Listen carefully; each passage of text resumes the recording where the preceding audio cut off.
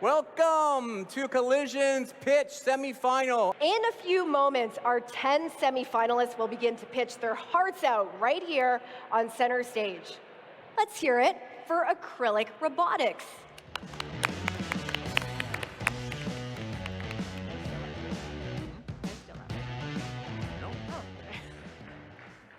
That last guy was reading the wrong slides.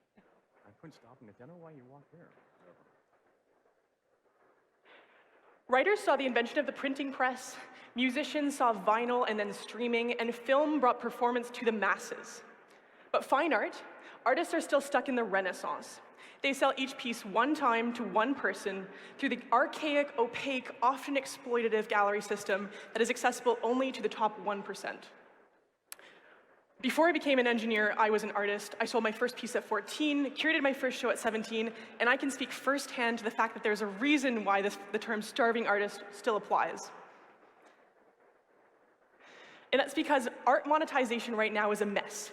Artists can chase after the gallery system dealing with the exploitative middlemen, or they can try and sell an extremely high number of flat photo prints, but people won't pay very much for these, and online now you can print out a photo of an artist's work.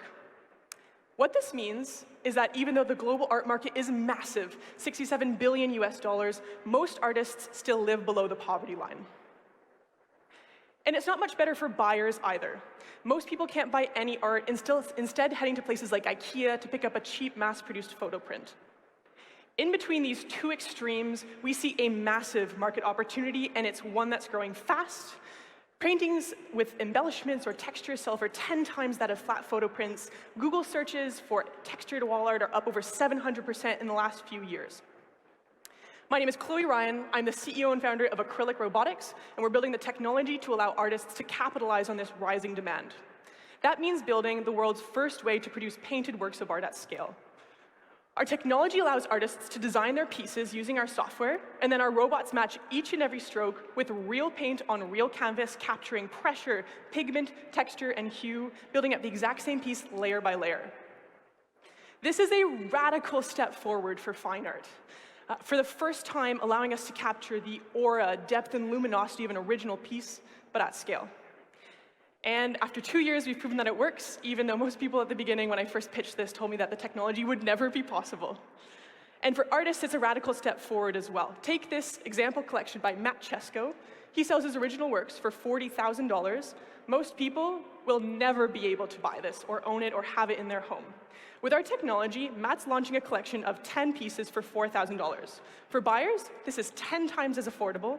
For Matt, he has 10 times the audience and 10 times the revenue compared to flat photo prints. And for us, the unit economics makes sense with a COGS of only $100, leaving us lots of room to expand into the emerging artist and lower-priced art market. And this has been truly the most pivotal moment in Acrylic's history. After 2 years, we're launching next week with Matt Chesko our first ever collection, bringing in $50,000 in revenue.